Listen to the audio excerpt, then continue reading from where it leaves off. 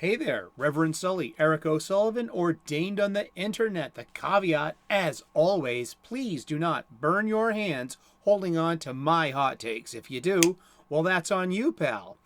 It's my weekly Eaglemoss appreciation moments, and we're going through all my Star Trek, Starfleet ships today.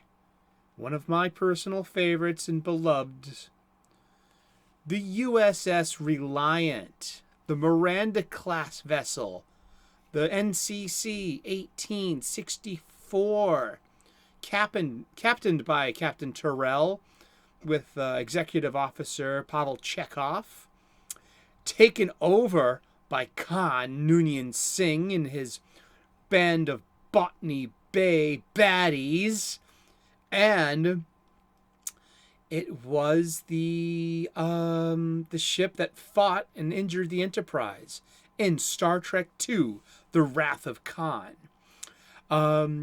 This was the first Starfleet vessel that we ever seen that was not a Constitution class starship or its refit that we saw in Star Trek the Motion Picture. This was the first ship that we saw, and it has the hallmarks of Starfleet vessels, the two warp nacelles, the saucer section. Now this one lacks the secondary hull and the neck, and and this is just basically the saucer section with an engineering section and the warp nacelles.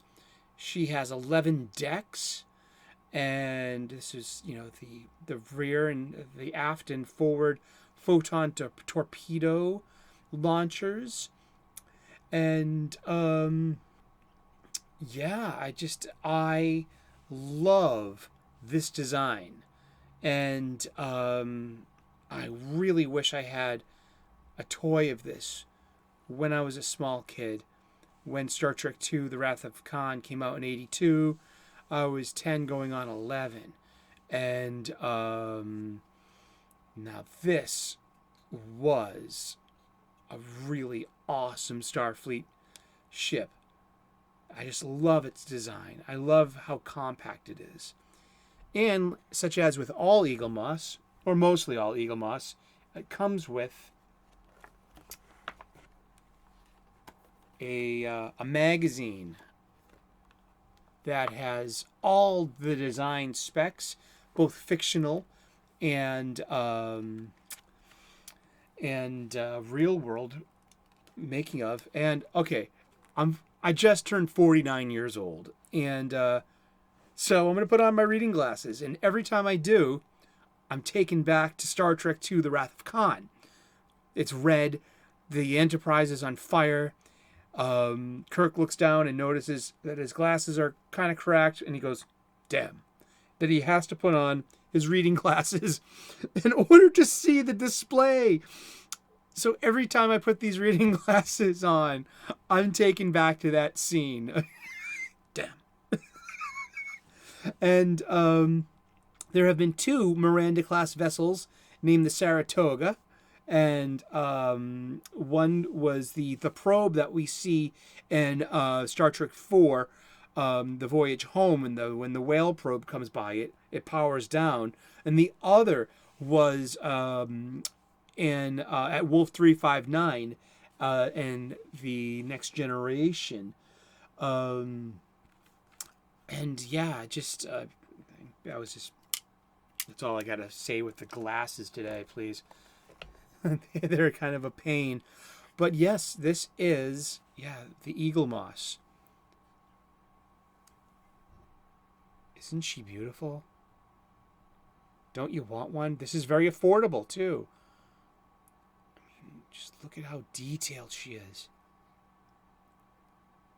I never even noticed the shuttle bay numbers until I got this. Costs about $30. And it's worth every penny. It's such an addition and a welcome place in my fleet.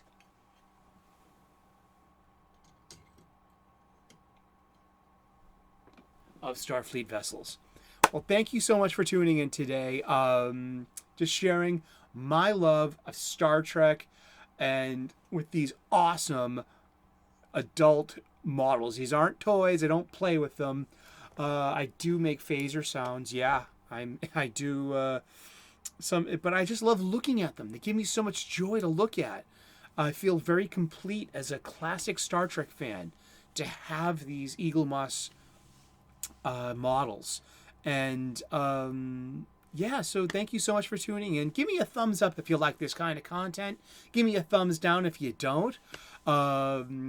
Leave a comment in the comment section. What's your favorite Starfleet vessel? I mean, I love the saucer section and the nacelles, and I just love the font. I just love everything about these. And give me a subscribe if you can. I like to make positive pop culture content. I also go on the occasional rant once in a while. That's just being balanced. I'm an amateur theologian and ordained minister, so I do make spiritual content. I'm also a professional chef. I have cooking videos to give you restaurant level hacks so you can make delicious, nutritious, and beautiful food at home to share with your loved ones at your table. Breaking bread with loved ones is not to be taken for granted. And I hope you do it often, and I hope you get to share your love with them on at your table on a plate. But thank you so much for tuning in. I love Star Trek, and remember, live long and prosper.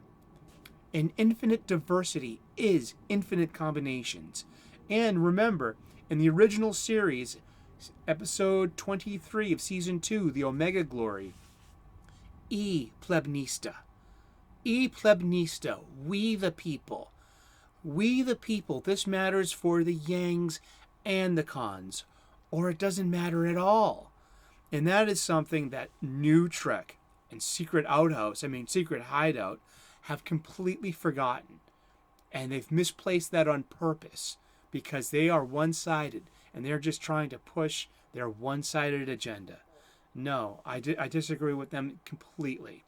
And thank you so much for tuning in. Cheers.